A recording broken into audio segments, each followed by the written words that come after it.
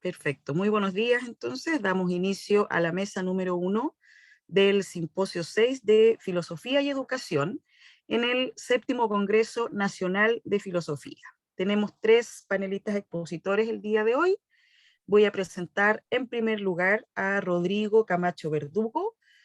Él es académico de la Facultad de Estudios Teológicos y Filosofía de la Universidad Católica de la Santísima Concepción, y él nos va a presentar su ponencia Percepción de estudiantes de pedagogía sobre la enseñanza de la filosofía de la educación en formación de profesores, un estudio de caso. Rodrigo, estás en tu tiempo. Ya, muchas gracias, muy buenos días a todos los participantes y también a los que se suman, digamos, a este congreso en la jornada del día de hoy.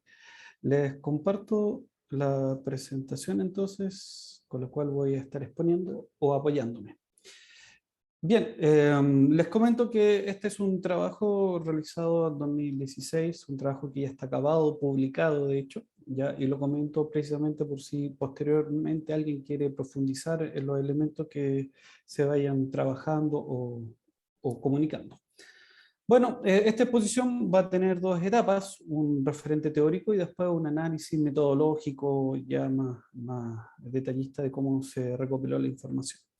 Con respecto al primer punto, a saber entonces al referente teórico, lo primero que quisiera destacar ahí es, tal como lo dice ese subtítulo, la filosofía y el currículum en la actualidad. Bien sabemos, y que digamos también forma parte de este objetivo del estudio, que la filosofía está presente en nuestra realidad y ha habido ciertas dificultades, por decirlo así, una cierta tensión. Y por lo tanto ha sido complejo porque obviamente eso afecta los conocimientos previos, sobre todo cuando se llega a la educación superior. ¿Ya? Basta con recordar ahí ya en el año 2006 con la publicación de Langón y después posteriormente en nuestro país, me refiero no sé mucho, un par de años atrás, cuando se veía este tema de la pertenencia de la filosofía en la educación, ya, no tan solo en la enseñanza media, sino en los institutos profesionales, en la universidad, etc. ¿Ya? Entonces, por lo mismo, frente a todo eso, se considera importante, y de ahí, como le dije, nace el objetivo de este estudio, de analizar de un modo más técnico la percepción que tienen los estudiantes. Bueno, y en mi caso opté por los estudiantes de pedagogía, aspectos fundamentales en la educación y en la enseñanza. Bueno, ¿cuál es la percepción que ellos tienen, ¿ya?, sobre la asignatura filosofía de la educación? Ya, una asignatura que ellos tienen dentro de este proceso formativo. ¿Ya? Y por lo tanto, entonces, ver qué aparece ahí y cómo se va gestando entonces este interés y desarrollo también de la filosofía. En este punto, entonces, perdón, ahí me equivoqué de... Ya, ahí sí. Bueno, entonces, obviamente, lo primero aquí en este referente teórico es comprender y plantearse, ¿es necesaria la filosofía? Bueno, obviamente que la respuesta nuestra siempre va a ser necesaria, y no dicho de una manera subjetiva, sino lo más objetiva y transversal posible, ¿ya?, por la perfección que implica el ser humano. Pero lamentablemente hoy en día la palabra utilidad tiene muchos significados y lleva a que se forme una mala impresión de la filosofía, o por lo menos un cierto cuestionamiento hacia ella. La palabra utilidad uno la puede encontrar en 3 significados. Bueno, ahí me apoyo en Charletti, en una publicación de él del año 2008, que habla sobre la enseñanza de la filosofía. Ahí se encuentra más detallado esta información. Hay una utilidad en el sentido ya reductivo a lo útil, a lo concreto, a lo empírico. Entonces, bueno, aquello que me produce un beneficio concreto material es útil, si no, no. Bueno, obviamente ahí la filosofía no es necesaria porque sabemos que no se puede reducir ya a ese punto. Y bueno, el otro sentido es cuando también se habla de utilidad como mero elemento reflexivo, como una reflexión más, ya en este contexto relativista de ir juntando distintas opiniones y tratamos de llegar a algo. Bueno, ahí tampoco va a tener sentido la filosofía, porque obviamente frente a otras ciencias puede quedar en desventaja. No en la profundidad, no en el análisis ya de la realidad o de la vivencia de las personas humanas, sino a lo mejor en la sistematización. No porque la filosofía no lo tenga, pero sí, como les dije, en un contexto donde nos preocupamos por cosas más empíricas. Bueno, obviamente ahí corren ciertas desventajas. Y el tercero es cuando comprendemos la utilidad ya no como un fin, sino como un medio, como una instancia, digamos, para avanzar más allá. Y bueno, ahí obviamente la filosofía es útil, ¿ya? Y es útil porque potencia, es un medio para potenciar al ser humano en su perfección, y por lo tanto, al negar esa utilidad, estamos destruyendo y obstaculizando esta posibilidad de desarrollarnos, de crecer como personas. Otro aspecto aquí entonces a tener en cuenta, ya una vez que ya señalamos la necesidad de la filosofía, el proceso de enseñanza, ¿ya? De enseñanza y aprendizaje, dicho más, de manera más, en términos más actuales, ¿ya? Aprendizaje significativo. Sin duda que la enseñanza de la filosofía va a posibilitar un aprendizaje profundo y una articulación de saberes. Por lo tanto, también ahí es importante que en este proceso de enseñanza la didáctica filosófica tenga un papel relevante. No tan solo la didáctica clásica, la mayéutica, socrática y todos los elementos que han surgido posterior en el transcurso de la historia de la filosofía, sino también en virtud de los contextos actuales. También podríamos hablar de una didáctica específica de la filosofía, en cuanto, bueno, cada área también tiene que tener su propio método de aprendizaje para que efectivamente sea un proceso significativo y profundo en los estudiantes, dependiendo de las áreas. Un ejemplo, no es lo mismo usar la misma estrategia de aprendizaje en alguien que estudia Derecho, en filosofía del derecho, o alguien que estudia filosofía en contabilidad. ¿Ya? O sea, ambos hacen filosofía, pero a lo que voy yo, la estrategia obviamente cambia en virtud de las áreas. Entonces, bueno, ahí también es importante tener en cuenta ese factor. Y, bueno, todo este proceso de todo lo que le he hablado, la importancia de la filosofía y la importancia del aprendizaje, es claro que no es tan solo un interés particular o de unos pocos, sino que va mucho más allá, ¿ya? Va precisamente en un contexto internacional, y bueno, el documento ahí, el referente, es ya el publicado por lo menos en la traducción española en 2011, la francesa está en el 2007, sobre la filosofía, Escuela de la Libertad, ya es editada por la Organización de las Naciones Unidas, donde, bueno, obviamente ahí también se expresa de manera mucho más desarrollada todo lo que le he ido exponiendo.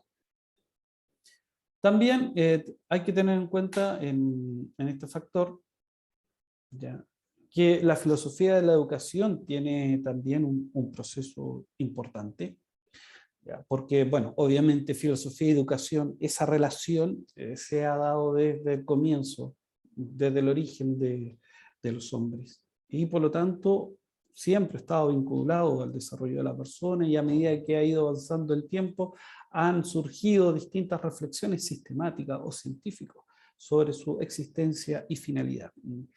El proceso filosófico, bueno, obviamente desde Sócrates, Platón, Aristóteles, pasando después en la Edad Media por Santo Tomás de Aquino, ya después en la época de la modernidad, ya pasando ahí por distintos autores, entre ellos Rousseau, ya, y bueno, varios autores que vienen a colación a recalcar esto, cómo la filosofía ha ido madurando la reflexión sobre el saber pedagógico y sobre la importancia que tiene la educación. Y bueno, en este punto también hay que precisar que en la actualidad la filosofía de la educación ha tenido una mayor sistematización debido a esta especialización de las áreas. Bueno, la filosofía también ha ido precisando. Y bueno, hoy en día encontramos entonces que así como el área educativa ha ido profundizándose o detallando. ¿Ya? Hoy en día, más que hablar de la educación, se habla de las ciencias de la educación, hay todo un proceso ahí.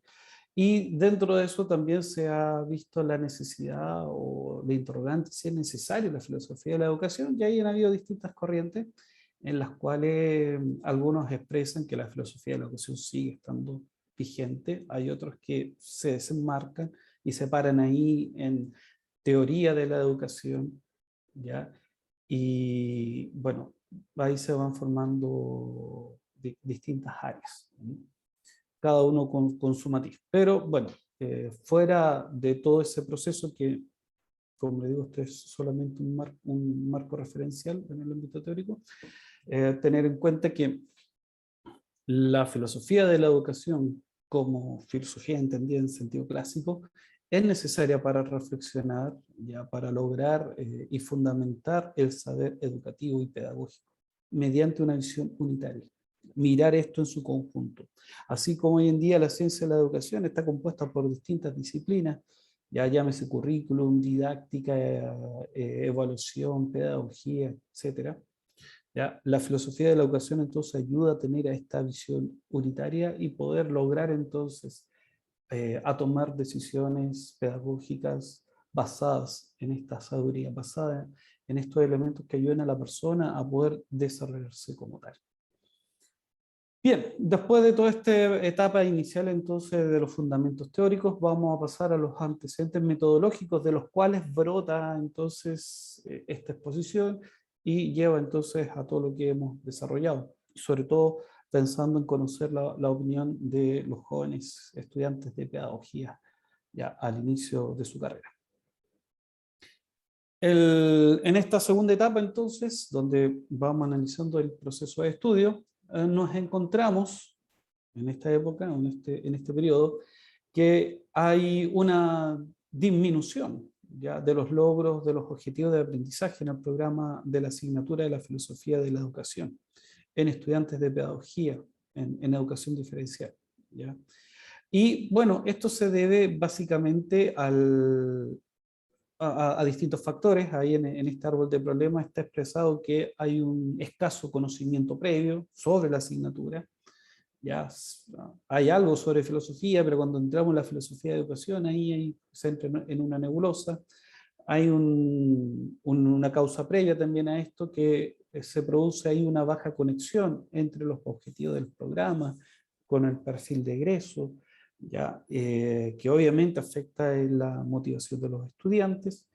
También hay ahí un elemento, otro factor, ya, que es la baja gestión académica didáctica del profesor en clase. Son factores que influyen entonces para esta disminución de logro.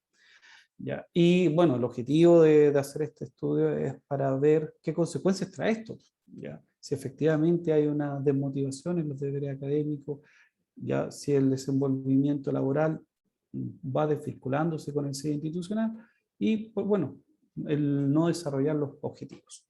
Entonces, para eso entonces se procede a hacer una entrevista. Ya este estudio se hace en la Universidad Católica de la Santísima Concepción, ya, con la participación voluntaria. Se hace un llamado extensivo a todos los estudiantes de pedagogía y bueno, obviamente se hace una selección.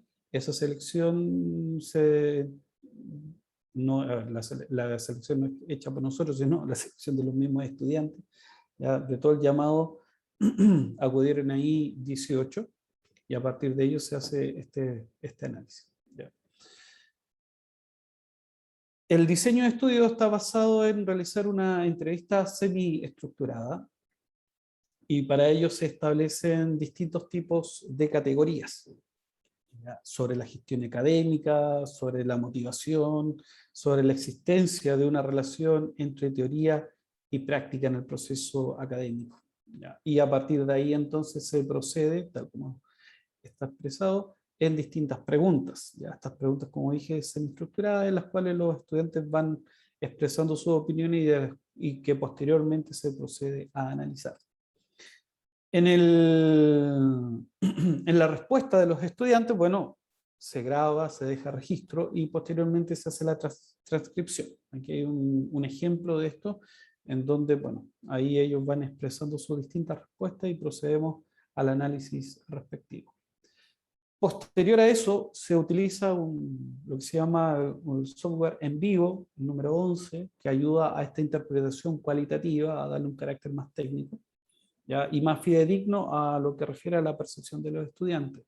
Entonces se procede primero con un conglomerado coeficiente de Yacar, que sirve para mostrar la relación entre los conceptos. ¿Ya? A ver, aquí sí. A ver, aquí, por ejemplo,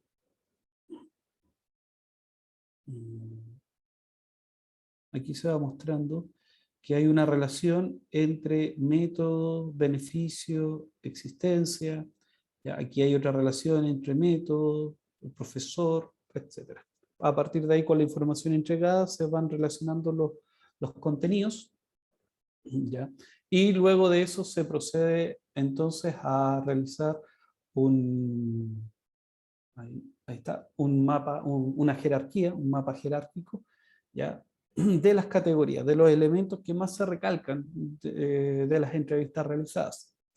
¿Ya? Y obviamente ahí el factor importante en este proceso de enseñanza que expresan los estudiantes refiere a la motivación. ¿Ya? Una motivación que sin duda está marcada ahí, y algo no menor, el tema de las dificultades, el tema de los métodos, etc. ¿Ya? Y bueno, posterior a eso se procede entonces a seguir analizando y a partir de ahí se hace un mapa conceptual de todo lo que ellos han expresado. Y se expresa ahí entonces en referencia a los métodos, la necesidad de actualizar métodos, ¿ya? Y que eso le compete al profesor, ya que la motivación de la asignatura de la filosofía para los estudiantes es importante, que eso favorece un aprendizaje que no está exento de dificultades, de métodos, ¿ya?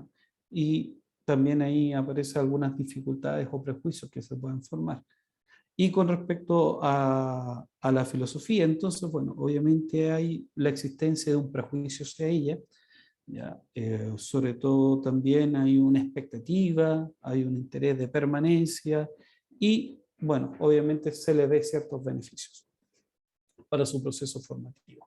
Eso así a rasgos muy amplios, ya por temas de tiempo, sobre lo que ellos, la información que se recogió de estos estudiantes que fueron entrevistados. Entonces, en este punto, aquí ya como conclusión o elementos principales de todo lo que se ha señalado, se pueden agrupar en tres. Bueno, primero, la importancia de parte de los jóvenes de la presencia filosófica en el proyecto curricular para el sustento de la formación pedagógica. O sea, eso es algo muy relevante, muy importante, sobre todo en nuestros días, como les dije al inicio, en un ambiente utilitarista que muchas veces reduce todo lo empírico, ¿ya? Es importante recalcar, sí, los estudiantes dicen que es necesaria la filosofía, que cumple un papel importante y sobre todo en el ámbito pedagógico, es fundamental para el saber, ¿ya? Educacional. ¿Ya? Es un elemento ahí clave para todo desarrollo posterior, digamos, en estos estudios. También la necesidad, y esto sale de los mismos estudiantes, la necesidad de actualizar las estrategias didácticas, ¿ya?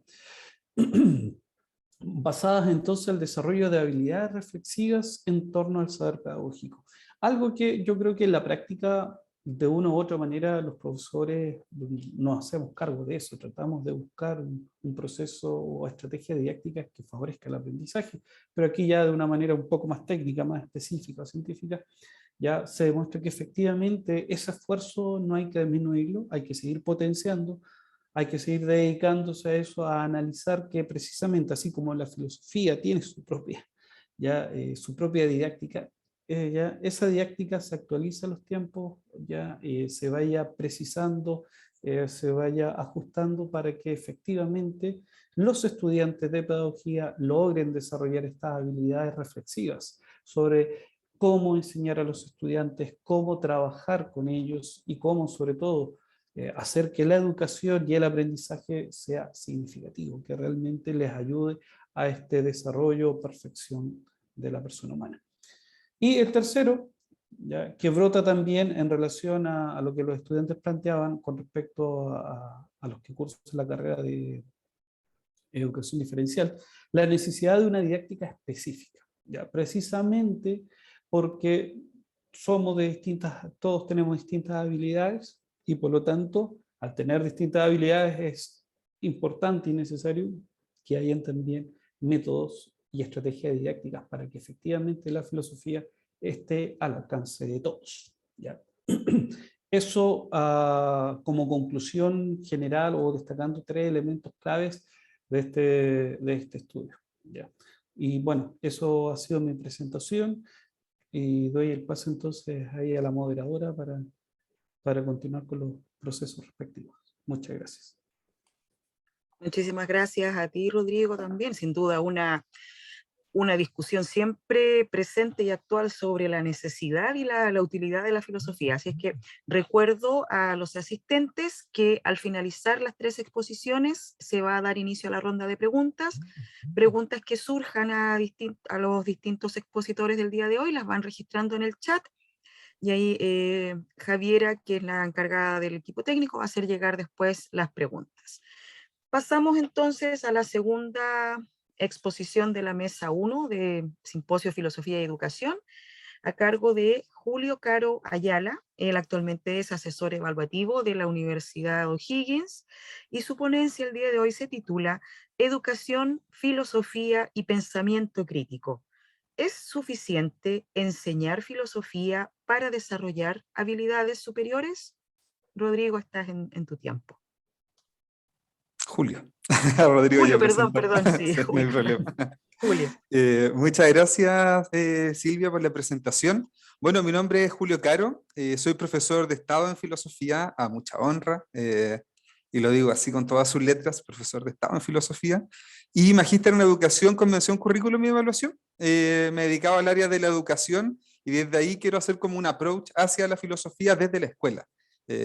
Con una pregunta que es bien interesante y que ha rondado durante mucho tiempo, durante mi accionar pedagógico, y que logré sistematizar durante un tiempo dentro de la práctica pedagógica, que es la pregunta de educación, filosofía y pensamiento crítico. ¿Es suficiente enseñar filosofía para desarrollar habilidades superiores? Y aquí denoto filosofía entre comillas porque lo planteo desde el área de la didáctica de la filosofía como históricamente, que es lo que vamos a ver a continuación. El objetivo de la ponencia del día de hoy, bueno, es establecer una didáctica de la filosofía que le permita a la filosofía como asignatura integrarse de manera efectiva dentro de los nuevos desafíos y procesos pedagógicos establecidos en las actuales bases curriculares del área. De esa manera, rearticulando las clásicas didácticas de la filosofía bajo el prisma de la teoría del aprendizaje profundo para resaltar y relevar el aporte que debería hacer la filosofía en el desarrollo de habilidades superiores. La filosofía tiene un mandato curricular dentro de nuestras bases curriculares y dentro de nuestra articulación curricular como enseñanza media, y su mandato es ser una asignatura o una rama del saber que se puede articular de manera efectiva con otras ramas del saber para desarrollar habilidades. Podemos estar de acuerdo, en desacuerdo con habilidades del siglo XXI, podemos estar de acuerdo con el modelo de competencias, podemos estar en desacuerdo. En lo personal tengo mis aprensiones también, pero es un modelo que llegó para quedarse, es un modelo que nuestros estudiantes tienen que ir desarrollando. Nuestras bases curriculares tienen esta triple articulación entre habilidad, contenido y comportamiento y actitud. Ese es el concepto oficial. Y desde ahí el llamado es a trabajar este proceso de una manera formal para que la filosofía no siga siendo como este hermano raro dentro de las bases curriculares y que se quede ahí como ya están todas las asignaturas y filosofía. Y que a los profesores de filosofía nunca nos revisan las planificaciones, por ejemplo, o podemos contrabandear muchas cosas. Desde ahí cómo nosotros hacemos una articulación efectiva con ese elemento. Es por eso que a modo de introducción, la historia de la didáctica de la filosofía o de la enseñanza de la filosofía, porque vamos a acotar el concepto de didáctica a las formas de enseñanza que tiene una cierta disciplina. Muchas veces se confunde la didáctica con ser entretenido y se nos dice así, bueno, es que el profe es poco didáctico. Y es como que si eso fuera como algo debería ser entretenido y no es así. La didáctica es una forma específica de entregar o de enseñar algún tipo de disciplina o conocimiento. Y la filosofía históricamente tiene dos tendencias. Una, que es enseñar filosofía, y la otra es enseñar a filosofar. spoiler a la respuesta del principio, ninguna de estas por sí sola es capaz de cumplir los requisitos que permiten desarrollar un pensamiento crítico como se entiende en la actualidad gracias a las habilidades para el siglo XXI. Es por esto que, como les comentaba, se vuelve necesario rearticular y redefinir la didáctica de la filosofía, porque es la única manera que nosotros tenemos de poder cumplir el mandato de la filosofía. Si nosotros enseñamos filosofía, bueno, se lo voy a mostrar un poquito más adelante, nos quedamos en un apartado muy poco elevado, entre comillas, según la taxonomía de Bloom, y si enseñamos a filosofar, estamos en un ámbito intermedio. Por eso hay que rearticular las estrategias curriculares y pedagógicas para que sean coherentes y consistentes con la realidad que habitan las y los jóvenes de hoy. La pedagogía es una carrera del servicio, es una carrera que es para un otro, y desde ahí la filosofía muchas veces queda para uno, y no es hecha para un otro, y eso genera como desarticulación entre lo que los estudiantes esperan recibir, según su contexto actual, y lo que nosotros como profesores de la filosofía entregamos. Y desde ahí nos genera como una inconsistencia. Muchas veces los estudiantes dicen, no, es que es muy aburrida la clase de filosofía. No, es que es muy técnica, es muy teórica. Y desde ahí es que porque solo enseñamos filosofía. Por eso siempre el foco tiene que ser en lo que necesita nuestro estudiante, más que específicamente en lo que nosotros creamos que es bueno no entregarle a nuestros estudiantes.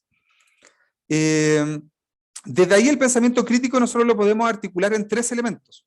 Desde la didáctica de la filosofía, más las bases curriculares, si nosotros generamos una buena articulación, nosotros podemos llegar a un pensamiento crítico, que el pensamiento crítico lo podemos definir como la capacidad de analizar nuestro espacio circundante de una manera que pueda desvelar los supuestos que hay detrás de esos elementos. Dentro de la educación, así se define el pensamiento crítico, no es algo de exclusiva responsabilidad de la filosofía como tal, sino que la filosofía con sus herramientas debería propender a generar un pensamiento crítico. Según esto, en las bases curriculares del Mineduc, el objetivo de la filosofía que está declarado es que nuestros estudiantes deben aprender a formular problemas y pensar sobre sí mismos y el mundo que los rodea en diálogo con líneas de pensamiento de diversas tradiciones, escuelas, autores, corrientes y épocas, para conservar la filosofía como una disciplina activa y no convertirla en una memorización de conocimientos. Desde ahí es explícito el mandato que se nos entrega por una obligación también legal que tenemos como profesores en un colegio particular subvencionado en un colegio municipal, que nosotros tenemos que transformar la filosofía en una disciplina que sea móvil, que sea activa, que pueda tirar líneas a escuelas, autores, corrientes y épocas, pero no centrarse en ellas. Y desde ahí, entrando un poquito a la didáctica de la filosofía, que es entendida como una forma de enseñar, se visualizan, como ya les comentaba, 2 maneras, como un enseñar filosofía, que se entiende como una historia de la filosofía, en la cual los profesores del área, es decir, nosotros, enseñamos a nuestros estudiantes teorías de los filósofos, prescritas curricularmente. Vamos a ver la teoría de las ideas de Platón, luego vamos a hablar de Aristóteles, luego vamos a hablar de San Agustín, luego vamos a leer este texto de Jaspers, luego vamos a analizar este texto de Jasper, y solo nos centramos en los autores de la filosofía, pensando que por osmosis, al trabajar estos autores de la filosofía, nuestros estudiantes van a adquirir esa capacidad reflexiva y analítica que tenían estos autores de la filosofía. Dentro de la práctica pedagógica, eso es imposible, ¿ya? No existe la osmosis pedagógica, sino que existe la técnica y el proceso de aliteración pedagógica. Y también, por otra parte, tenemos otro modelo de didáctica de la filosofía, que está acá, que es enseñar a filosofar. Y por medio de este enseñar a filosofar se intenta enseñar métodos para que los estudiantes filosofen. Es decir, les entregamos el método mayéutico, aplique el método mayéutico. Les entregamos el método epistemológico, aplique el método epistemológico. De ahí, es decir, que sean como capaces de analizar críticamente la realidad circundante por medio de un pensamiento racional, sistemático y ordenado.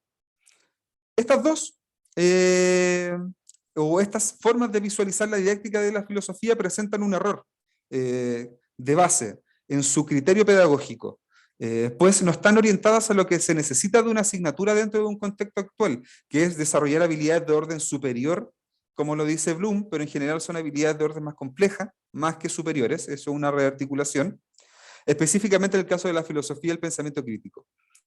Si nosotros nos vamos a la taxonomía de Bloom, vamos a encontrar que tenemos 6 estadios del desarrollo, donde encontramos el recordar, el comprender, el aplicar, analizar, evaluar y crear.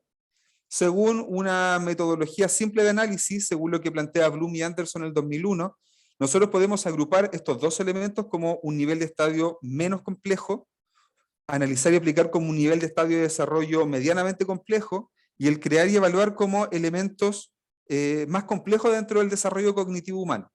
Este crear no es como crear una maqueta, por ejemplo. Ese crear es operativo, no está dentro del desarrollo cognitivo.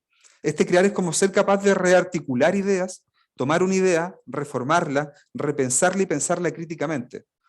Es por eso que la filosofía debería estar siempre en estos dos elementos, en el crear y en el evaluar. Ese es su foco último. Hacia allá debería propender el análisis del pensamiento. Es por eso también que, como se declara en nuestras bases curriculares, están en tercero y cuarto medio la mayoría de las veces. Porque tenemos que ir haciendo este tránsito para poder llegar a crear y evaluar cierto contenido pedagógico o cierto contenido filosófico.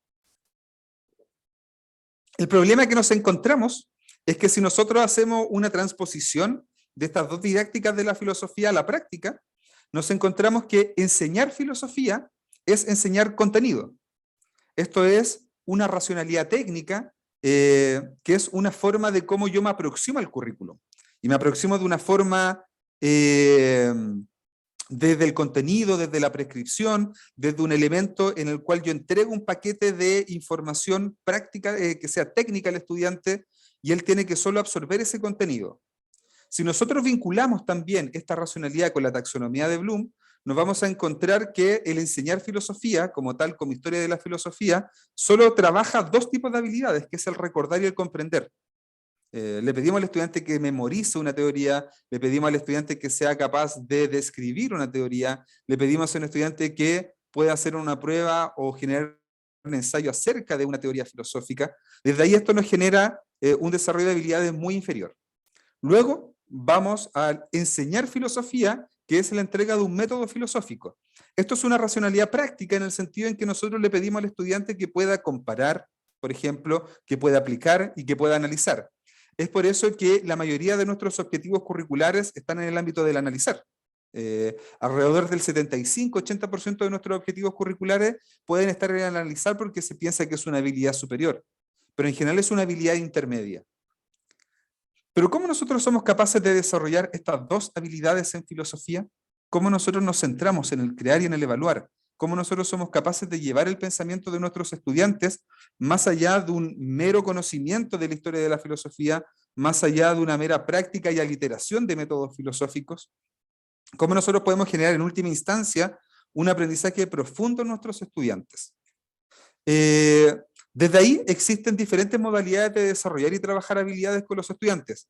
Sin embargo, la más efectiva, concreta y exitosa es el trabajo con habilidades explícitas. Desde ahí es decirle al estudiante, usted para juzgar tiene que hacer esto, usted para criticar tiene que hacer esto, usted para poder evaluar un argumento tiene que hacer esto, esto y esto. Ya no basta ahora solo con pensar que nuestros estudiantes saben o deberían saber trabajar alguna habilidad específica, por ejemplo.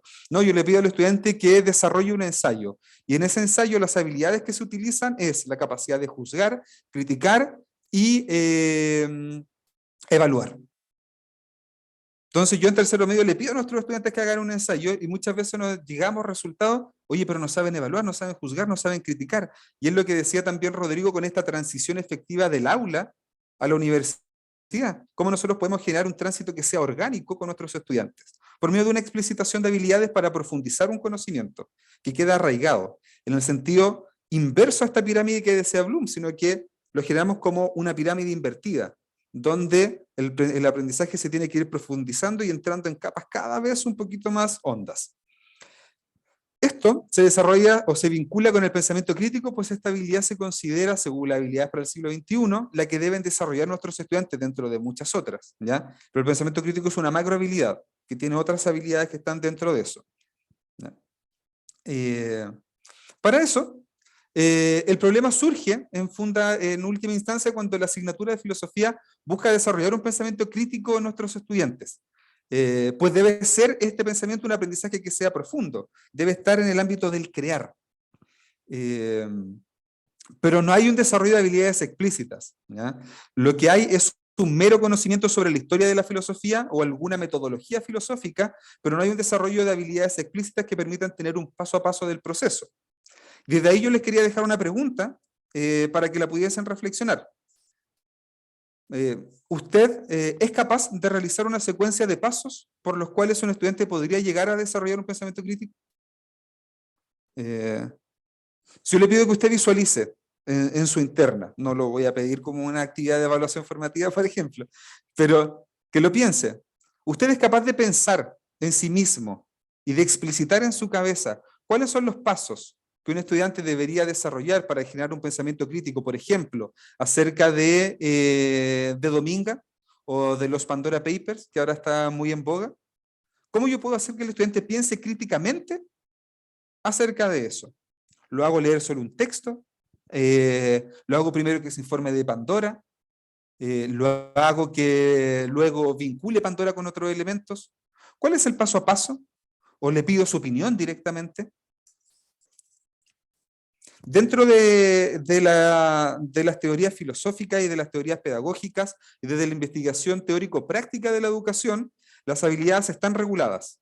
Martiniano Román es un didacta general, en realidad es un didacta, y él plantea un paso a paso de cada una de las habilidades. Y desde ahí nosotros tenemos que ser capaces de poder explicitar con nuestros estudiantes. Un estudiante nunca va a llegar a generar un pensamiento crítico si nosotros no somos capaces de explicitar cuáles son esos pasos dentro del pensamiento crítico. Es por eso que le genero otra pregunta. ¿Es posible desarrollar la habilidad de inferir o juzgar memorizando teorías filosóficas? Si un estudiante es capísimo en la teoría de las ideas de Platón, capísimo, se la sabe al revés y al derecho, es capaz de tener en su cabeza todos los fundamentos teóricos por los cuales Platón llegó a construir una teoría de las ideas y generó todo un sistema filosófico. Pero en mi estudiante de enseñanza media, ¿cuál es mi foco? ¿Que se aprenda la teoría de las ideas o que desarrolle habilidades? Nuestro mandato como profesores es desarrollar habilidades.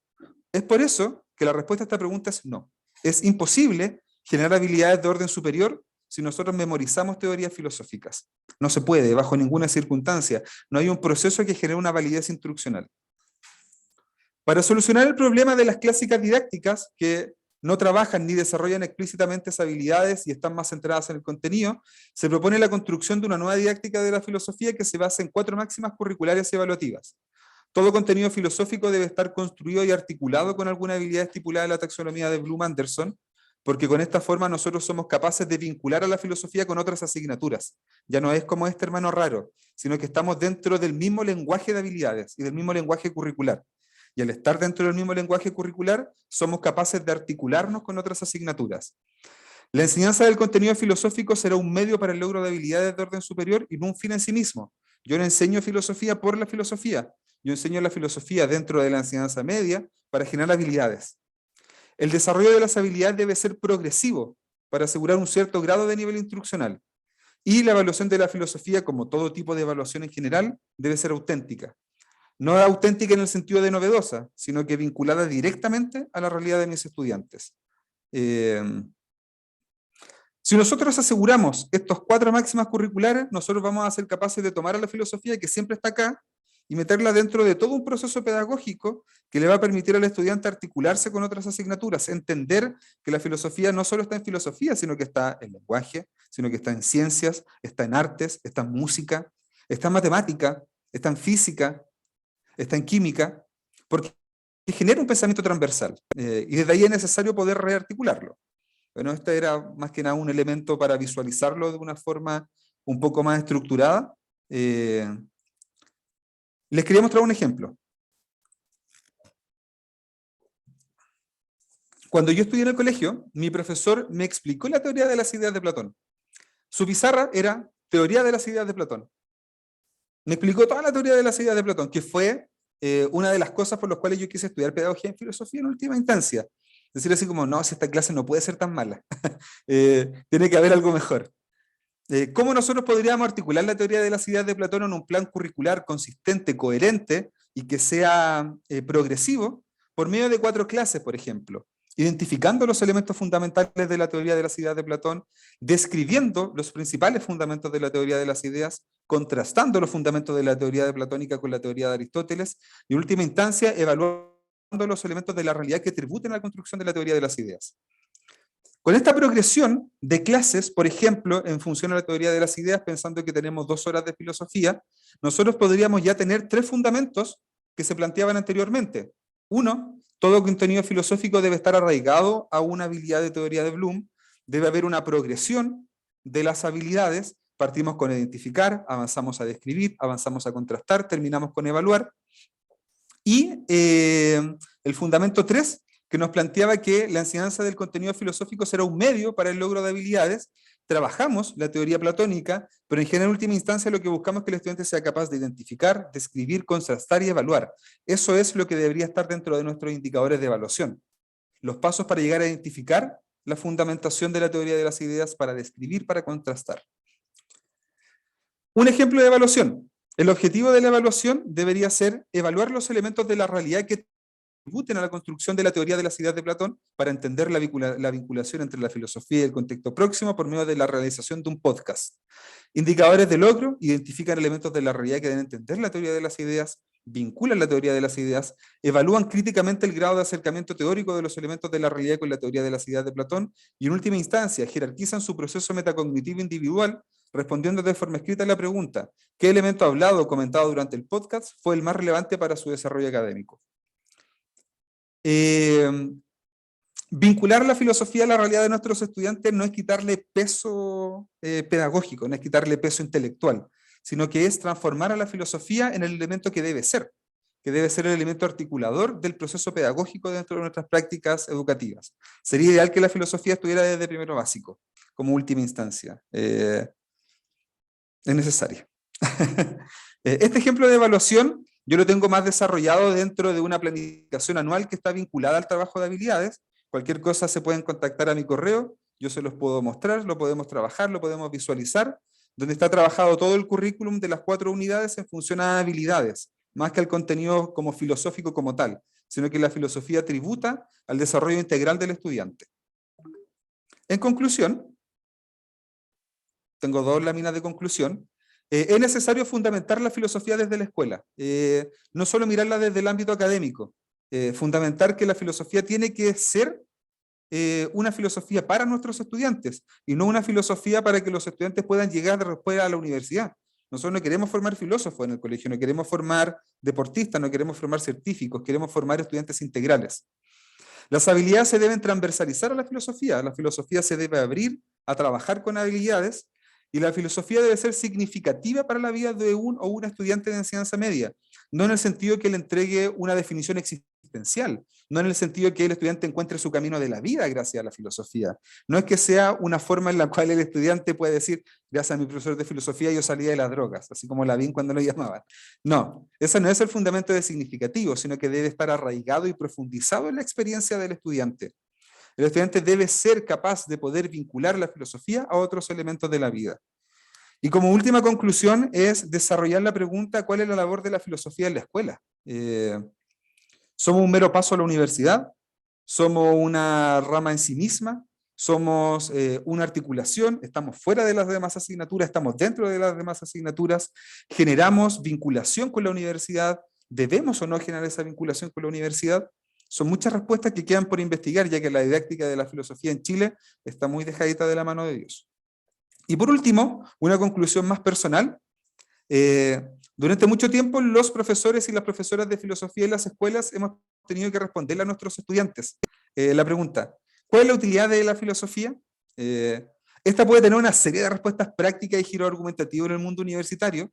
Sin embargo, en el mundo de la enseñanza media y básica, la filosofía debe tener una utilidad, en el sentido que debe tener un propósito que le permita articularse y ser un aporte al desarrollo de las habilidades de nuestros estudiantes en su proceso de formación. La filosofía no puede ser una mera acumulación o adquisición de conocimientos, no puede validarse a sí misma desde las lógicas de una didáctica que ya no es útil. Debe ser una asignatura significativa y profunda para nuestros estudiantes, para que ellos y ellas puedan pensar y mejorar críticamente el mundo. Muchas gracias por su atención. Muchísimas gracias a ti, Julio, también, porque tanto Rodrigo como Julio nos han presentado ya tremendos temas de discusión para el panel final. Todo lo que el profesor de filosofía podemos ser muchas cosas, pero no podemos, indudablemente, y concuerdo mucho contigo, no podemos convertirnos en pasadores de materia. Así es que bueno, va a estar interesante la discusión en un ratito más. Y ahora es el turno de Francisca Mesa Gómez, la tercera ponencia de la mesa número 1 del Simposio de Filosofía y Educación. Francisca es profesora de filosofía, egresada de la Universidad de Chile y actualmente se desempeña en el Colegio Siembra. La ponencia de Francisca, muy actualizada, habilidades para el siglo XXI, competencia, riesgo y empresario de sí mismo. Estás en tu tiempo, Francisca. Muchas gracias. Bueno, quisiera partir agradeciendo en todo caso esta instancia de reflexión.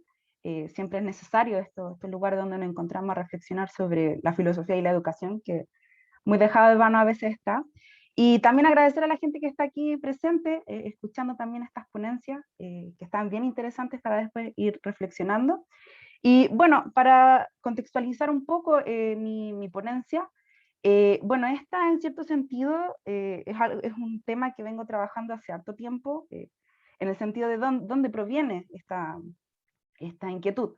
Bueno, en verdad viene desde cuando yo ya era estudiante. Es un problema que intuía, esto de lo que va a tratar mi ponencia, en el sentido de que cuando yo era estudiante me pasaba de no entendía a qué respondía el ritmo tan apresurado que teníamos en la escuela. ¿Por qué teníamos que estar con este imperativo del hacer? No lo llegaba a comprender.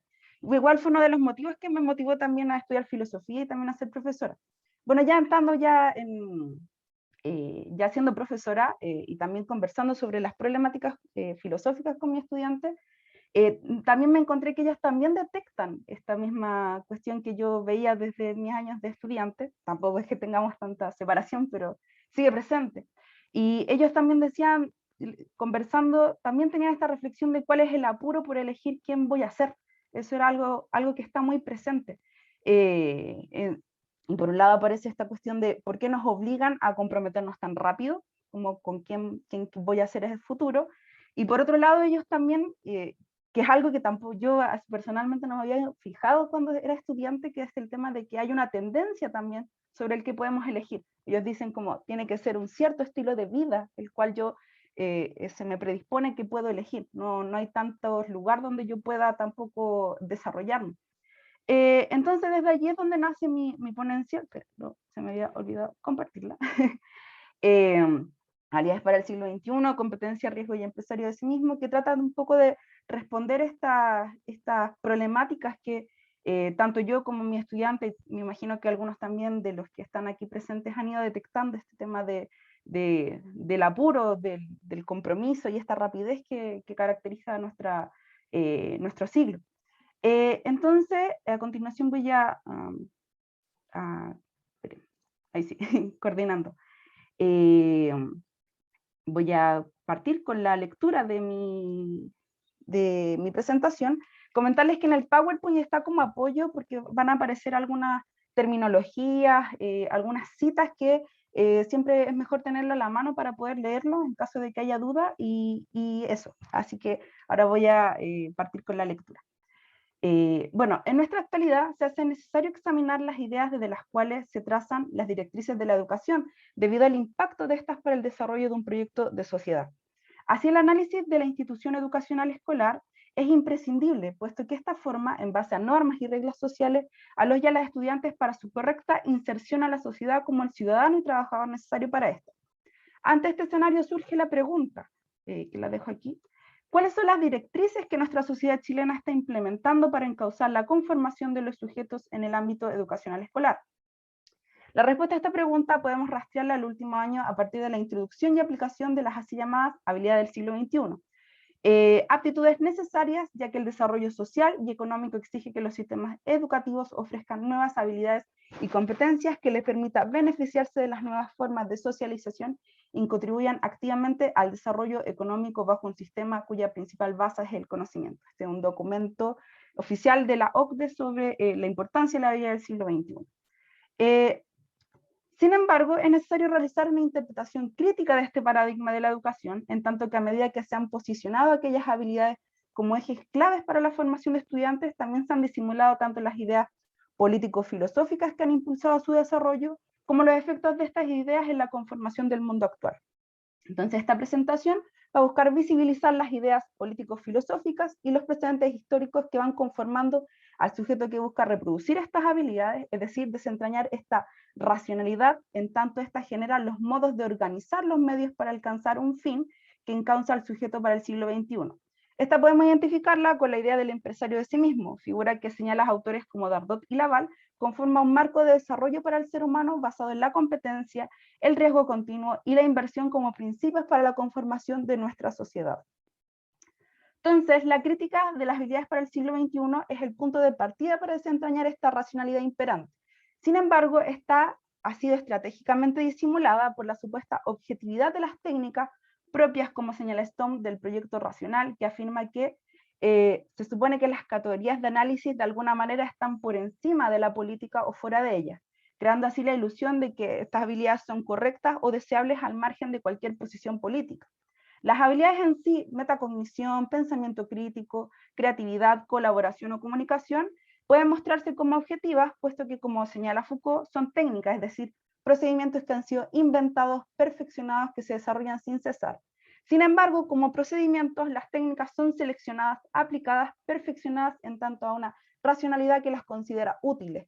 Las técnicas asimismo son también medios calculados a través de los cuales una acción cualquiera puede cumplir ciertos fines u objetivos.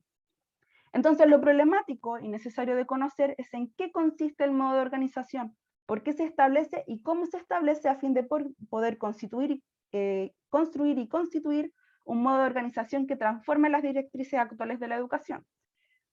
Para ello,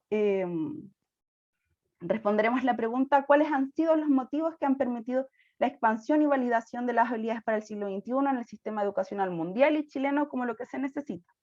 Entonces, en esta presentación vamos a visibilizar estas ideas filosóficas y los antecedentes históricos, dejar en claro que suceden de manera coetánea, la una permite la generación de la otra y viceversa, pero por temas de que esta es una presentación se van a mostrar de una manera ordenada. Primero vamos a hablar de las ideas y luego de los antecedentes históricos. Entonces nos encontramos con que, ¿dónde parte este tema de los motivos? Nos encontramos que hace algunos años, y perdura hasta la actualidad, que nos encontramos donde el riesgo es un escenario mundial constante y latente. Entonces, en la década de los 60 y los 70 existieron una serie de confrontaciones a nivel mundial, ya que el modelo político y económico socialista estaba ganando influencia global debido a que representaba una forma de gobierno que respondía a las problemáticas del modelo económico capitalista y su estilo de gobernanza. Frente al escenario de crisis del modelo capitalista, sus defensores se plantean la pregunta: ¿cómo reinventar nuestra manera de gobernar para protegerla? La manera de sortear las crisis será componiendo al sujeto del siglo XXI en vistas a un siglo XXI, ya que el pensar en el porvenir permite construir un escenario donde se sobrepone a las dificultades de la hora. Es bien interesante. Entonces, el papel crucial en esta tarea van a tener pensadores economistas, como son von Mises, Hayek o Friedman, ya que develan quién es el sujeto que habita en la sociedad y cuáles son sus deseos para su habitar en el futuro. Estos hacen una fundamentación ontológica de quiénes somos nosotros. Entonces, uno de los más importantes es Friedman, ya que en su teoría asienta de manera planetaria y local este nuevo sujeto. Friedman afirma: los hombres nacidos en libertad están naturalmente alerta para repeler la invasión de su libertad por malvados gobernantes. Por ello, el ser humano quiere proteger y asegurar su libertad. ¿Pero en qué consiste esta libertad? Esto es lo crucial. Esta va a ser entendida como la libertad para elegir cómo utilizar nuestros ingresos, cuánto gastaremos en nosotros mismos y en qué cosa, cuándo ahorraremos y de qué forma, cuánto daremos a otros y a quiénes. Además, como libertad para utilizar los recursos que poseemos de acuerdo con nuestros propios valores. Va a ser una libertad para desempeñar cualquier ocupación, para embarcarnos en cualquier negocio, para comprar y vender a otros, siempre que lo hagamos voluntariamente y no recurramos a la fuerza para coaccionar a otros. Así, la libertad del ser humano es libertad económica, o mejor dicho, de su organización económica. La importancia de esta manera de definir la libertad es que ésta será entendida como un fin en sí misma. El ser humano es libre en todas sus áreas cuando lleva a cabo esta capacidad que le es propia, la libertad de elegir. Entonces la tarea del ser humano es generar un sistema de mundo que permita asegurar su libertad, y cómo el ser humano podrá garantizarla. Friedman afirma que el capitalismo competitivo es donde se puede desarrollar la capacidad de elección. Entonces, lo crucial de esta visión del ser humano es que el pensamiento económico, esta es la imagen, inunda todos los aspectos de la vida humana. ¿Pero qué quiere decir ello? Aquí el filósofo Castro Gómez afirma que se deja atrás la concepción del ser humano en que es socio del intercambio, típico del modelo del liberalismo, y esta se caracteriza por comportarse ahora como una máquina, el sujeto como una máquina empresarial, el sujeto como una singularidad maquínica que produce los medios para su propia satisfacción. Entonces así aparece la figura del ser humano similar a la empresa, con la característica principal que es movido y mueve todo por su objetivo, y el principal de ellos es asegurar su capacidad para elegir su propia libertad. Por esto, todas sus decisiones y acciones están pensadas en dirigirse hacia sus propósitos, es decir, el sujeto emprende hacia ellas en la búsqueda de concretarlas. Para ello, afirma Dardot y Laval, los sujetos emprendedores construyen un sistema de fines medios en función de orientar su energía hacia el cumplimiento de sus aspiraciones. Entonces el empresario en sí se mueve por un modelo de inversión, debe calcular el uso de sus energías, puesto que en el modelo de riesgo no existe nada asegurado completamente. Sin embargo, y eso también es lo interesante de este nuevo sujeto, ellos no le debilitan la búsqueda de llevar a cabo su libertad, puesto que el riesgo es algo con lo que se lidia para poder concretarla. Así, los sujetos emprendedores no se enfocan en invertir solamente en capital tangible, sino que invertirán en capital intangible, el cual, afirma Becker, reside en las capacidades productivas que un individuo adquiere por acumulación de conocimiento. Es decir, cuando nosotros elegimos cuidar de nuestra salud, educarnos, buscar el bienestar, entretenernos o formarnos culturalmente, lo realiza el sujeto porque aquellos saberes son elecciones que en lo inmediato y a futuro agregan valor a su persona, forjando así la oportunidad que le permite llevar a cabo el desarrollo de su libertad. Como explica Castro Gómez, las decisiones cotidianas se convierten en estrategias económicas orientadas a la optimización de sí mismo como máquina productora de capital. De esta manera, cada decisión que toma el sujeto emprendedor en sí mismo es una inversión para asegurar el ejercicio de su libertad de elección. Sin embargo, el ser humano emprendedor no puede optimizar su capacidad y habilidades de manera individual, sino que necesita verse enfrentado a otras personas, ya que el cálculo de su inversión y el mejoramiento de su capital humano será más eficaz y eficiente a partir de un ejercicio de competencia con los demás. Esto ocurre, como explica Dardot y Laval, ya que la competencia que genera el mercado construye un espacio a partir del cual los sujetos pueden ir descubriendo la información pertinente para su emprendimiento y además forjando un modo de conducta que les permitirá superar a los demás en la lucha incesante por el descubrimiento de las nuevas oportunidades de ganancia y liderazgo. Debido a esto, solo la competencia que se da en el mercado es la que les permitirá desarrollar las características necesarias para concretar su desarrollo y su libertad. Castro Gómez afirma que los empresarios de sí entonces se vuelven sujetos capaces de gestionar sus propios riesgos y de forjar el destino personal con sus propias manos. Aquella idea entonces inunda todos los ámbitos del ser humano, en particular el ámbito educativo, puesto que este es uno de los primeros lugares donde se comienza el ejercicio de la inversión. De esta manera, la educación es comprendida como un bien que nos permitirá tener ganancias materiales e inmateriales, en tanto las elecciones que realicemos en ella permiten llevar a cabo la libertad que nos compone.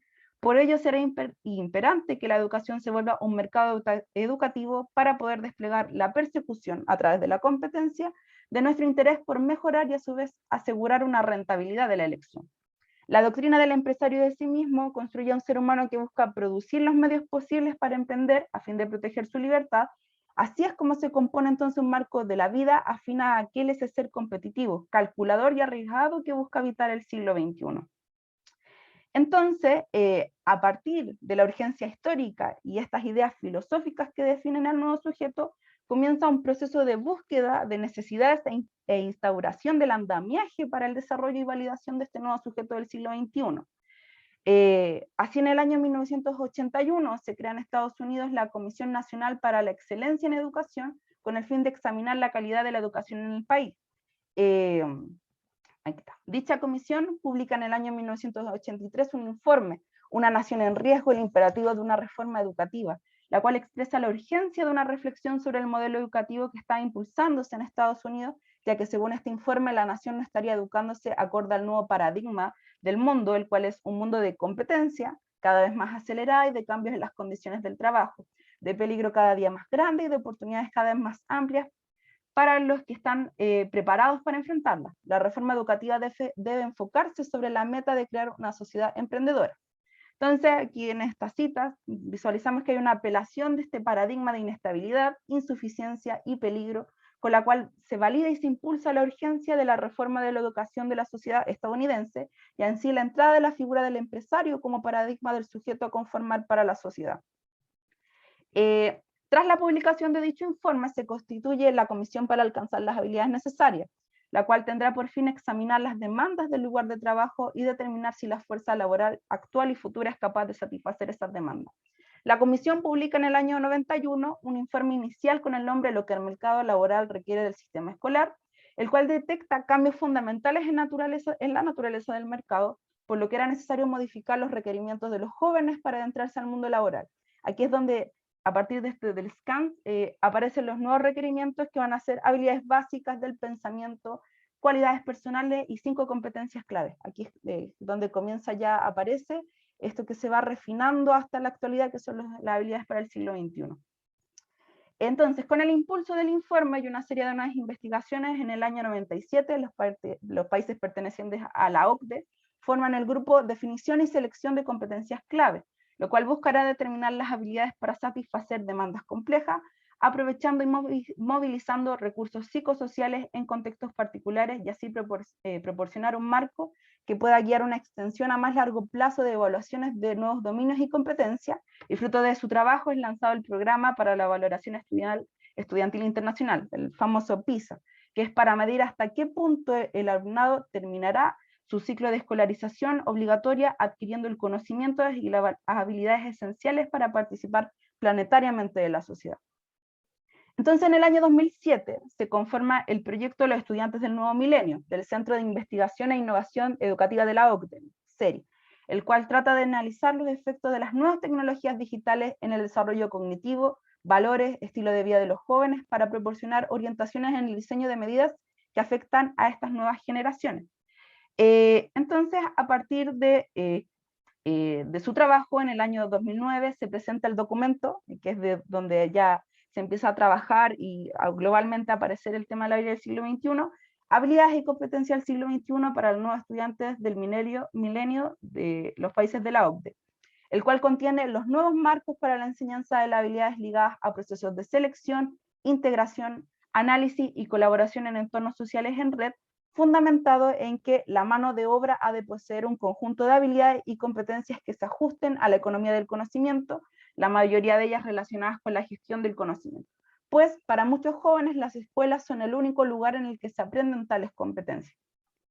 Por ello, estas serán aplicadas planetariamente en la búsqueda de acoplar a los sujetos a lo que el mercado del siglo XXI necesita de ellos. Entonces, frente a ello, frente a esta, que era uno de los objetivos de este trabajo, la visibilización entonces de cómo aparecen planetariamente la habilidad del siglo XXI desde el ámbito filosófico, luego el andamiaje histórico, cabe preguntarnos, ¿cuáles son los efectos de la racionalidad empresarial y las habilidades para el siglo XXI en nuestros y nuestras estudiantes?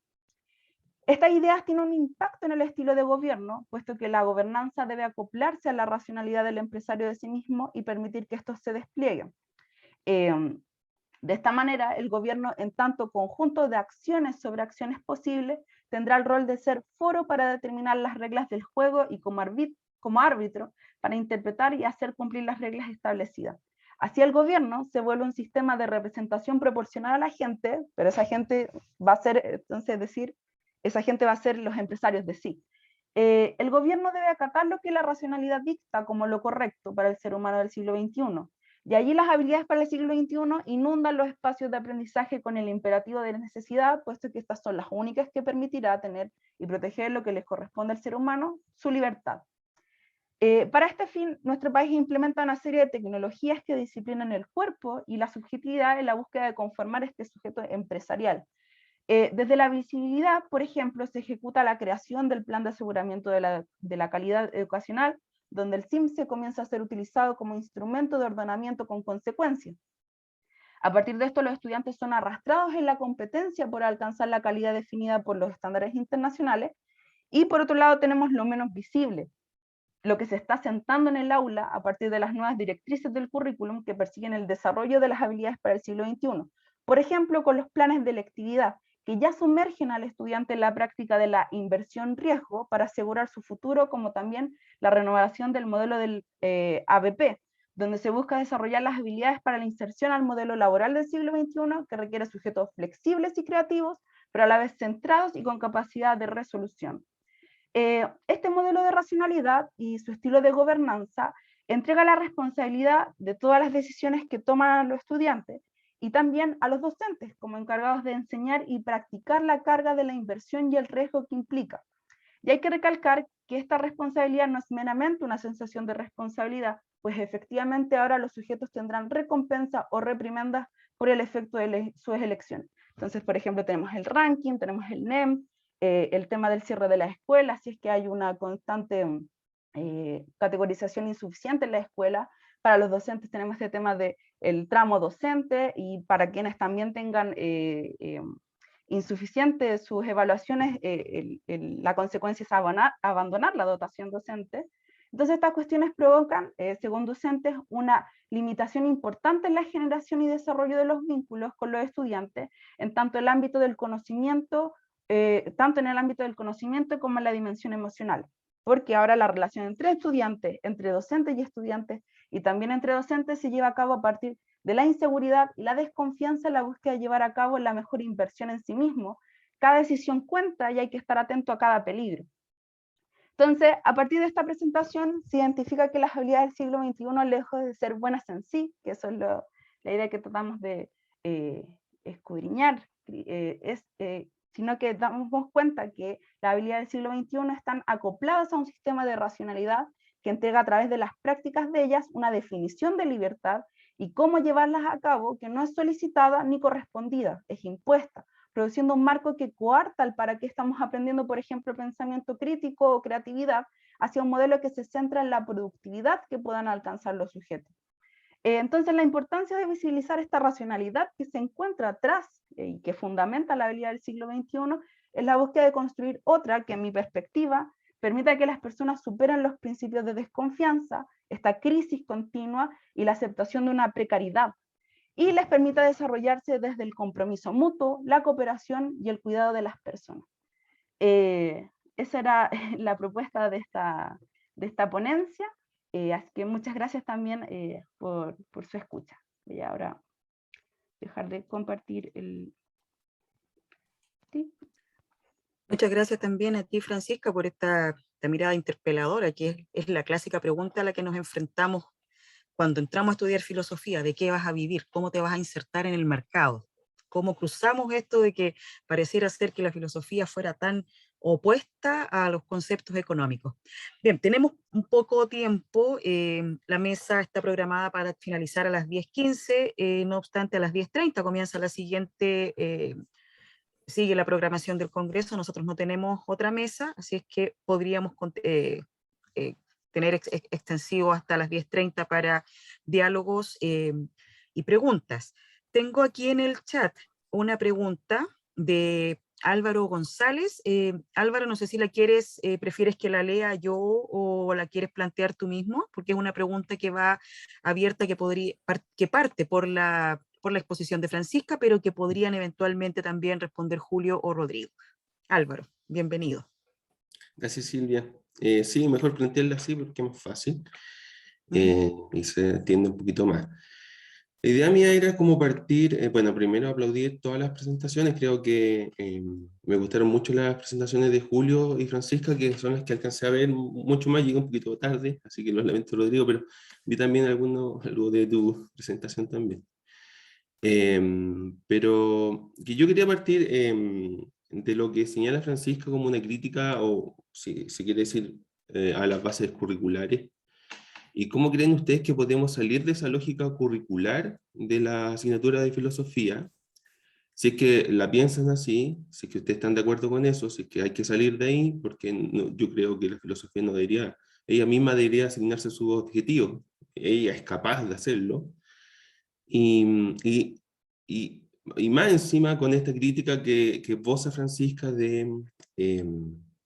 de que hoy en día estamos bajo una lógica de mercantiles en cuanto al diseño de las bases curriculares, y que es precisamente lo que no tenemos que hacer como filosofía, que es estar a la contingencia de lo que mandata la política, no sé, del día a día, cuando la filosofía tiene que ir más allá de eso, y dar cuenta de otras realidades. O sea, es como que queda demasiado cortada. Hoy día estamos en un proceso constituyente, reconociendo, por ejemplo, nuestros pueblos originarios, bajo lógicas feministas también. Entonces, ¿cómo da cuenta la filosofía de eso tan relevante? Bajo una lógica que nos determina, que nos ata, y que niega todas estas otras aristas mucho más enriquecedoras para nuestro país. Y al final es como una filosofía de nuestro propio país. ¿Cómo damos cuenta de eso? Esa es mi pregunta para todos, en verdad. Así que gracias, muchas gracias. Gracias a ti, Álvaro. No sé quién de los expositores quiere abordar la respuesta. O sea, yo brevemente... Ah, no. Sí, Sí. Francisca. Es que Julio había Francisca, levantado la Julio. mano. Solo le daría por eso la palabra a Julio. Yo me metí estrepitosamente. No, muchas gracias igual. Gracias Álvaro y a todos en general por esta instancia. Siempre es interesante discutir acerca de esto, de la filosofía en general. Y es como la última pregunta que me hacía también al reflexionar acerca de las habilidades y de la filosofía. ¿Cuál es la labor que tiene la filosofía en la escuela? ¿Cuál es la labor como nosotros como profesores de filosofía más que filósofos que enseñan filosofía? Y ahí yo siempre he hecho una distinción en la práctica pedagógica. Nosotros como profesores de filosofía tenemos ciertos lineamientos que nosotros deberíamos ejecutar con nuestros estudiantes. Tenemos lineamientos primeros como profesores y luego como profesores de filosofía. Y en ese sentido creo que es importante no alterar este orden dentro de nuestra labor como profesores de filosofía.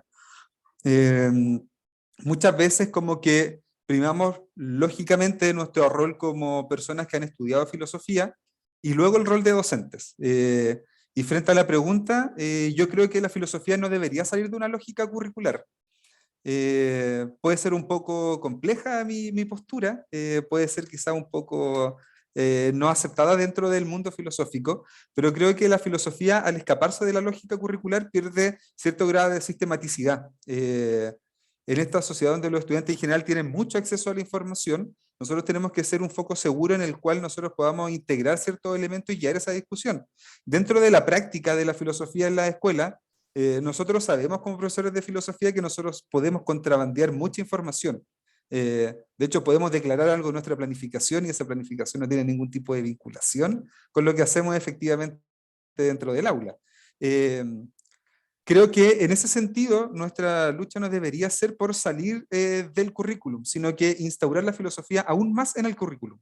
Desde ahí creo que mi postura con el desarrollo de habilidades, más que transversalizar como diluir la filosofía a las demás asignaturas, nosotros debemos centrar a las demás asignaturas con filosofía. Creo que una de las cosas que me llamaba la atención de la ponencia de Francisca igual, como que me hizo pensar que la noción de la accountability y esta noción como de rendir cuentas constantemente está dentro de la práctica de toda la pedagogía. Creo que este último tiempo la pandemia ha logrado visualizar dos cosas, que no necesitamos un currículum enorme y que las habilidades socioemocionales están primero que cualquier otro tipo de habilidad.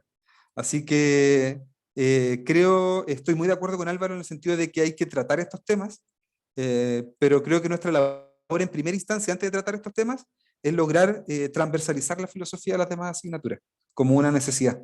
Desde ahí como que, no sé si por ABP, por proyecto, por servicio, por toda esta cantidad de aprendizajes que existen, que ya me perdí la cuenta, ya no sé cuántos son, que el profesor de filosofía puede entrar en otro espacio y que no quede como relegado. Muchas veces nosotros solo somos nosotros el departamento de filosofía. Somos aquí en el departamento de filosofía y yo. Así como, y desde ahí como poder instaurarlo creo que sería mejor que sacarlo. Esa es como mi postura.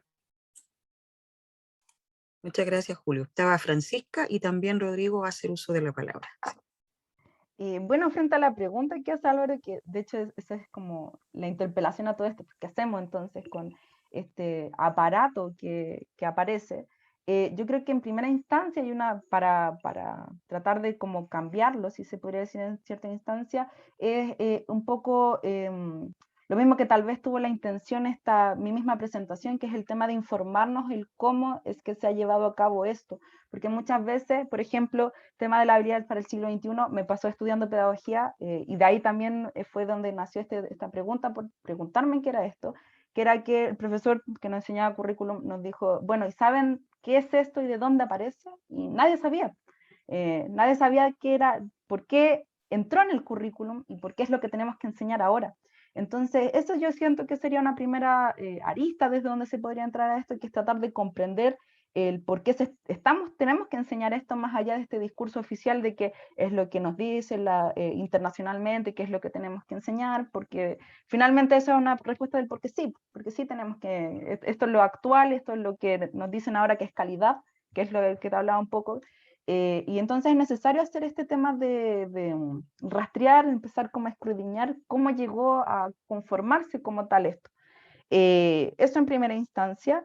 Y lo otro también de acuerdo con lo que decía con Julio, lo mismo de que no es esto central no solamente en filosofía, como profesores de filosofía somos los que tenemos el poder de empezar como a criticar esto, sino que es una práctica transversal, pues todos entran dentro de esta lógica, porque todos también tenemos que enseñar estas habilidades y no solamente tarea del profesor de filosofía la crítica de esto, sino que tiene que ver con un trabajo y también es algo que yo defiendo en cierto sentido, que es la creación de una comunidad docente también que se posicione desde el dónde y el para qué se quiere enseñar y para qué mundo también estamos intentando con nuestros estudiantes también ir desarrollando, que ellos desarrollen ciertos saberes, pues, que se conformen como también como, o sea, ya son personas, sino que continúen en su desarrollo de conformación también, para dejarlo claro, es como nosotros ahí. Eso por un lado, tiene que ver también como el tema del diagnóstico, el tema del trabajo entre profesores, la crítica entre profesores de estas cuestiones del currículum, lo que nos llega y no solo aceptarlo. Y por otro lado, ¿qué es lo que, bueno, ya yo proponía en la presentación y que también es algo que estoy trabajando en todo caso, no es como que tenga, pero es este tema, esta cuestión de, bueno, los efectos que tiene para nuestra vida también el plantear este modelo económico, o sea, este modelo del sujeto que es económico, que tiene que ver con los efectos sociales que tiene, que bueno, en el tema de, como tú nombrabas también, del 18 de octubre, ahí se mostró en lo crudo, se podría decir en cierto sentido, los efectos del sistema que tenemos y las demandas que hay, y en cierto sentido este concepto que puse aquí en el final, que es el tema de la precariedad, de dar cuenta que este sistema de mundo que tenemos permite que haya gente, permite dentro de esta búsqueda del exceso, que haya un desequilibrio también, pues que haya gente que tiene menos acceso a todo lo que permite que su vida se vuelva vivible, si lo podríamos decir de cierto sentido. Tiene que ver un poco con eso que muchas veces también los estudiantes con este tema del tema individual, de la carrera individual, terminan olvidando el tema de, bueno, no es que terminen olvidando, pero se tiende a querer olvidar que tienen compañeros, que van a entrar a una sociedad con otras personas. Entonces yo creo que va por ahí el tema del recordar esta necesidad de la relación con otros, que necesitamos a otros también para nosotros ser, que se olvida, porque se genera esto de que tu carrera individual es tu inversión, es tu futuro, y por ese lado yo aprendí a pensar cómo cambiamos esto, es cambiando también cuál es el sujeto, quiénes somos nosotros también, y este tema de la necesidad de la relación con los demás para poder vivir una vida que sea digna, creo yo. Pero eso, como pensando cómo tratar de cambiar esto, que bueno, son años y está inserto y es una matriz, entonces el pensarlo. Pero eso, gracias Álvaro. Gracias a ti, Francisca. Rodrigo. Sí, bueno, buen día Álvaro, gracias por tu pregunta. Bueno, si no pudiste estar en gran parte de lo que expuse, no te preocupes, está grabado, ya, y puedes verlo después, y bueno, de ahí compartir, digamos, un poco la temática. En relación a lo que preguntas, básicamente señalar que yo personalmente creo que el problema está en que se trata de reducir la filosofía a un campo específico, ¿ya? Y específico, puntual, concreto, es decir, para el siglo XXI necesitamos estabilidad y la filosofía es para eso y punto. Yo creo que no, la filosofía no se puede reducir, es mucho más amplia. Considero, al igual que Julio, la filosofía tiene que estar en una relación con el currículum, con la didáctica, pero también la filosofía tiene que estar en la vida entera, no tan solo en ese punto. Por lo tanto, la filosofía no hay que reducirla a una parte, es algo constitutivo del ser humano, nuestra capacidad racional. Obviamente, eso implica grandes desafíos, ya porque, bueno, ahí está el tema, cómo llegamos al fin último, al bien supremo, haciendo frente a si hay una diversidad, bueno, cómo está bueno, ahí está el trabajo de la filosofía, ya ir buscando y cubriendo las distintas necesidades y reflexionar cuál es la mejor solución para ello. Pero reducirla así como un medicamento, falta esto, ahí hay una pastillita filosófica y lo arregla. No, yo creo que no. Traté de ser un poquito más práctico ahí para no escaparme, digamos, en temas técnicos. No sé si en eso respondo a tu pregunta o algo más. Yo también tengo ahí unas preguntas para los expositores, así que ahí no sé, la coordinadora me dice si la puedo hacer o no, o en qué momento. Gracias. Gracias, Rodrigo. Por supuesto, si este es un diálogo compartido, no solamente se expone, también ustedes son participantes, pueden preguntarse entre ustedes. Mira, yo me quedé con preguntas para cada uno, pero en virtud del tiempo les voy a ceder a ustedes también. Sí, no más que preguntas, comentarios, pero adelante, Rodrigo. Sí. Ya, muchas gracias. Yo lo decía en relación para ver si la pregunta de Álvaro continuaba un poco más. Bueno, en relación a lo que yo quería preguntarle, por lo menos a Julio, era con respecto, hoy en día estamos en la sociedad del conocimiento, o sea, básicamente en ese estilo hay muchas cosas donde el conocimiento se da por hecho. Y en el ámbito de la enseñanza media, donde están la generación millennial y todo lo demás con los elementos tecnológicos, ¿cómo sería, pedagógicamente hablando, desde la didáctica, la enseñanza del conocimiento? ¿Sería enseñanza del conocimiento propiamente tal? ¿O habría que enseñar a usar el conocimiento en la enseñanza media? A la luz de lo que él ha expuesto, obviamente. Sí, es bien interesante la pregunta, Rodrigo. Es una pregunta, bueno, yo antes de entrar a la universidad trabajaba asesorando escuelas, asesorando profesores. Y era una de las preguntas que siempre nos hacíamos cuando trabajábamos con los profes, como, ¿qué hacemos para hacer esto? Y siempre se planteaba, no, hay que ser teórico-práctico, teórico-práctico, teórico-práctico, teórico-práctico. Esa era como la idea siempre, teórico-práctico, y desde ahí como el modelo antiguo de enseñanza, donde te enseñaban algo y después te hacían una prueba, como todos lo vimos en la escuela. Vamos a pasar la unidad 2, ya, toda la unidad 2, prueba. Desde ahí creo que la solución como estrategia de enseñanza siempre es la evaluación. No en el sentido de una evaluación como de estar yo mirando siempre al otro y como generando yo constantemente como estrategias para evaluarlo y que me rinda cuentas constantemente, sino que generar un diálogo que vaya introduciendo ciertos lineamientos pedagógicos para que yo pueda con el estudiante primero ir relevando lo que sabe, desde ahí ir ajustando expectativas, y generar un marco común más que un marco máximo. Esa es una de las cosas que siempre en pedagogía nosotros tenemos, como queremos llegar acá, siempre, este es como el límite, y tenemos brechas de aprendizaje, esos son como los conceptos, brecha, falta, siempre falta en educación, siempre es todo para ayer. Y desde ahí una idea es como generar más marcos mínimos que marcos máximos. Yo necesito que al menos los estudiantes podamos dialogar en términos comunes, más que poder llegar como a un límite total del conocimiento. Y creo que desde ahí el conocimiento tiene que ser un móvil para generar un diálogo y una comunicación, más que una enseñanza. Yo siempre le decía a los chiquillos, bueno, yo les voy a enseñar Platón, pero si usted se mete a YouTube va a encontrar un profe más simpático, más guapo, que explique mejor, que le ponga mejores videos que yo. Así que, ¿cuál es mi labor como docente? Y desde ahí, la reflexión última, más que como docente de filosofía, es cuál es nuestro rol como docentes. Yo tampoco quiero en el rol de mediador, como ser un paso para que el estudiante llegue a otra cosa. Creo que hay una simbiosis entre estudiante y profesor. Y desde ahí el diálogo es fundamental. Todavía no encuentro la respuesta para eso, Rodrigo. Creo que voy a entrar en esa línea de investigación ahora muy práctica con el tema de lo que quiero hacer, pero creo que la metacognición y el diálogo son los fundamentos de cualquier enseñanza pedagógica. Muchísimas gracias, Julio.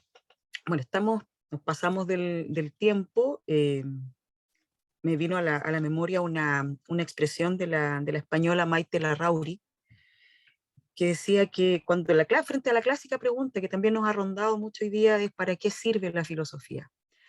Maite Larrauri dice que la filosofía no pertenece al ámbito de las cosas que sirven los anticonceptivos, que sirven las lavadoras, que sirven los autos, sino que la filosofía pertenece al universo de las cosas que apasionan.